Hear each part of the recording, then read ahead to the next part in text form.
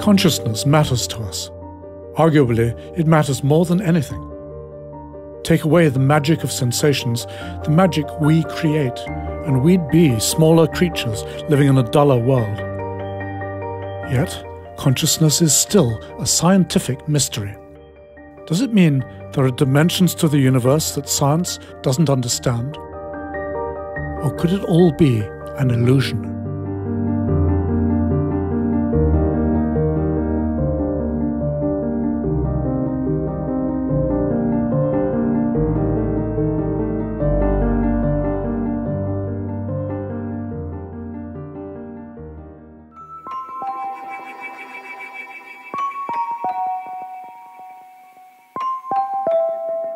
We revel in sensations.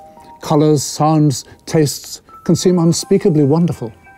But what's really going on? Inside my head, my brain is tracking the stimuli that reach my body surface. This activity of my brain is a purely physical process, but my experience of it seems anything but purely physical. And that's the problem.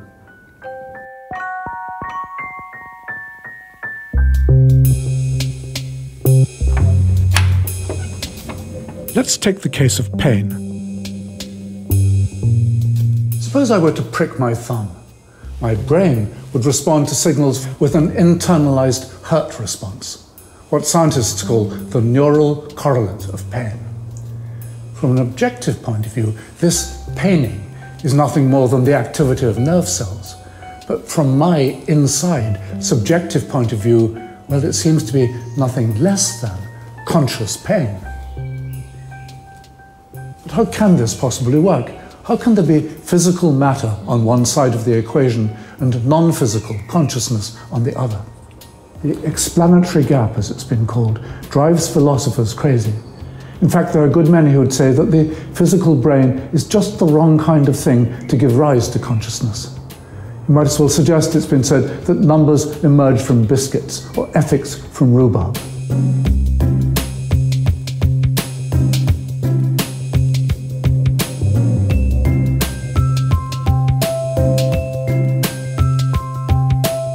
Now, I have to agree that when they put it like that, the skeptics may be right. You can't get numbers from biscuits, and you really can't get pain from nerve cells. But here's the thing. Who said you can? Who said you get pain from anything? What if the pain I experience doesn't really exist at all?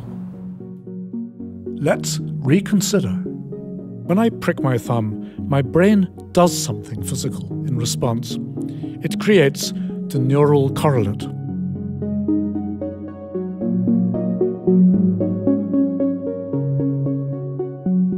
When I observe this neural activity from the inside, it appears to me, in the theatre of my mind, that I'm in the presence of a pain sensation. But that's just it. Appears to me as pain. So what's really at issue is not the reality of pain, but the appearance of it. And the question should be not how can my brain give birth to pain as such, but how can it give birth to something so remarkable, so tricky perhaps, that it looks to me like pain.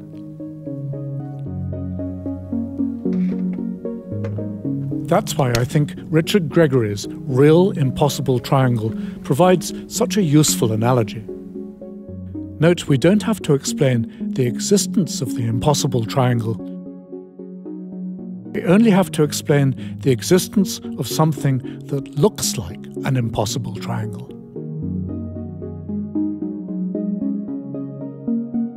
Now, with consciousness, I admit, we're not nearly there yet. We don't know what the actual illusion-generating mechanism is. But I'm confident that neuroscientists armed with the right questions will soon be closing in. Even so, there must be limits to what a neuroscientific explanation can tell us about the origins of consciousness. Though it may explain the how, it could never explain the why. And of course, an evolutionary psychologist like me can't leave it there. Given that consciousness has evolved by natural selection, we have to ask what the evolutionary advantage is. Richard Gregory invented this object precisely so as to amaze us. Why ever should nature have designed us to amaze ourselves?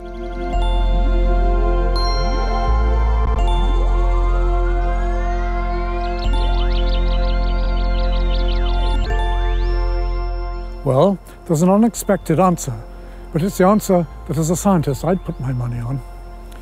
If we want to learn how these remarkable experiences contribute to biological survival, we need to look at the lives of conscious creatures in their natural environment. And for humans, that means especially the world of other people. When we survey the social scene, I think the evidence is clear. The chief benefit of being conscious lies in the way it changes people's psychological profile. Consciousness feeds our self-worth, our joy in life, our fear of death, and especially it increases our respect for the other conscious beings we live alongside.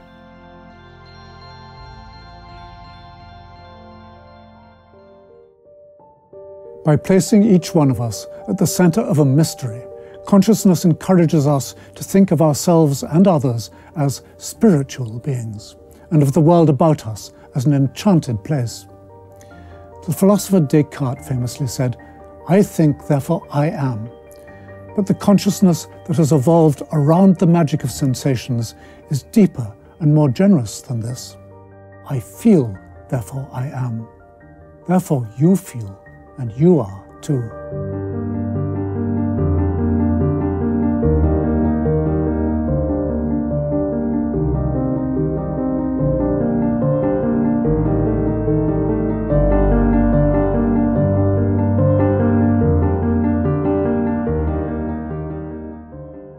If you want to post your questions in the comments section below, please do that, and we'll come back and try and provide some answers in a follow-up video in a few months' time.